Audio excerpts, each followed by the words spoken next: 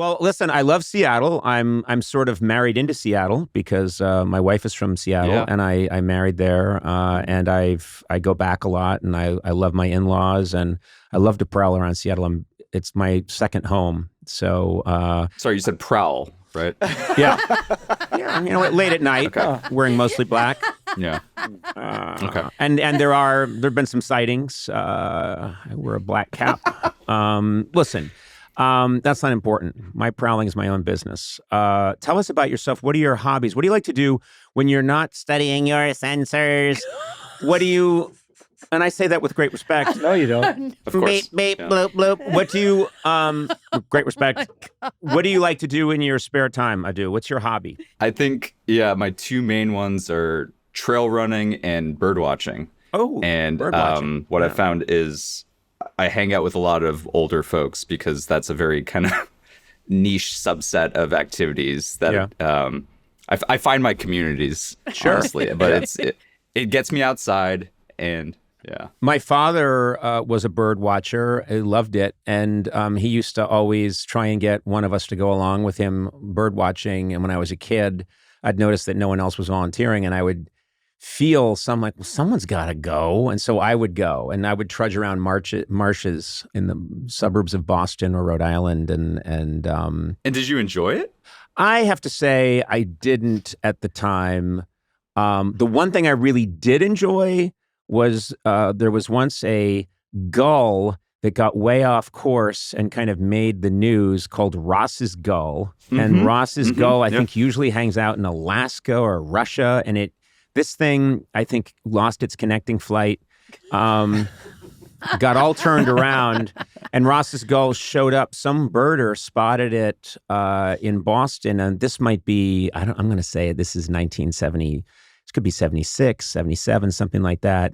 And I went, my dad was really excited, and he said, we've got to go. It was like a 40-minute drive, and so there was a bunch of, there was 300, 400 birders there, and we found a spot, and I saw Ross's gull, and I remember thinking, wow, and then I tried that line on women for years. It never worked.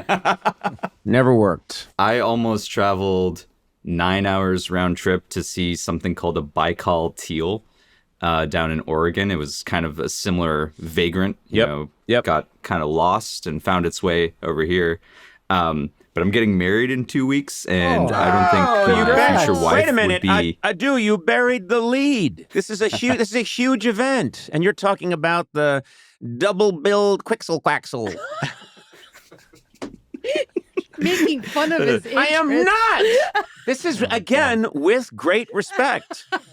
So tell me about this. You're getting married in 2 weeks, and? And basically there's a lot to do because I'm getting married in India, and my fiance, soon-to-be wife, is from Texas, and her whole family's from Texas, and not a lot of them have visited Asia or India, and I'm basically coordinating a bunch of stuff clothing, visas, flights, choreographed dances, because it's a big kind of soiree. I've never been to a true Indian wedding, and I've always wanted to go. I Is think it would be it amazing. true they take place over more than a day, right? It's 3 or 4 days, for ours. And actually, in my when writing to y'all, I actually invited the three of you. So invitation's still open. It's on the 10th of February, and I know you have the Oscars to host. Come on, It'd be really great if I blew off the Oscars. I'll handle the Oscars. You go to the wedding. I love that. There's been a quick program change. Instead of Conan O'Brien, Matt Gourley's here. And Best Picture goes to Goldfinger. How is that possible? Every category. James Bond films from the 70s swept tonight. Wow. Well, congratulations. This sounds very exciting. I'm glad. Now, hey, this brings up a question. Thank you. Are there birds that you want to... Where in India is the wedding taking place? It's in a state called Kerala. Okay. So it's on the southwest side of India, and there are a ton of birds there. I keep like a life list of birds, and I started when I was 6 years old, and my mom and dad really got me into it because we would go visit India all the time, and I'd see all these like elephants, tigers, and like, all these cool big mammals. And we'd watch Animal Planet. And then I'd come back to the Bay Area where, I grew up, and I'd see, a squirrel or like, like a rabbit. And I was really bummed out. And my mom was like, here, take some binoculars, go look for birds, we'll take you to a park. And I got hooked, right? It was just kind of like, I want to see everything. They're all so cool. They all act so differently, but then I just kind of like wrote them on a piece of paper, and then I would throw the piece of paper away, like all the species I was seeing. Oh, so you're a litterer. I'm a litterer. That's right. Okay, that's great. In the ocean, straight in the ocean. Big problem with climate change is we keep finding these birding notes. The fish are eating them and dying. Rare fish. We're looking for someone named Adu. If you know anything about him, he's wearing an Irish sweater that he got from Liam Neeson.